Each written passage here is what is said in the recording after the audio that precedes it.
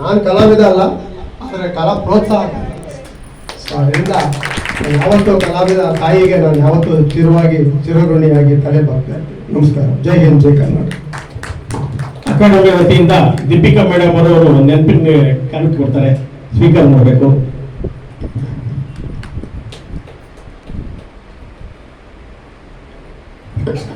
ಹಾಗೇನೆ ಒಂದು ನಿಮಿಷ, ನಮ್ಮ ಬೆಳಗ್ಗೆಯಿಂದ ಸಾಯಂಕಾಲದವರೆಗೂ ಸಹಕಾರ ಮಾಡಿದಂತ ನಮ್ಮ ಕಾರ್ಯಕ್ರಮಕ್ಕೆ ಶಿಲ್ಪಾ ಮೇಡಮ್ ಅವರಿಗೆ ದೀಪಿಕಾ ಮೇಡಮ್ ಅವರಿಂದ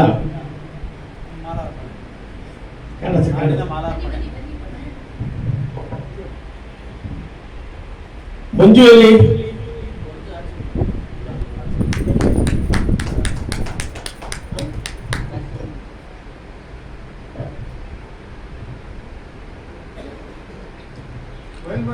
ತಿಮ್ಮಕ್ಕ ಬರಬೇಕು.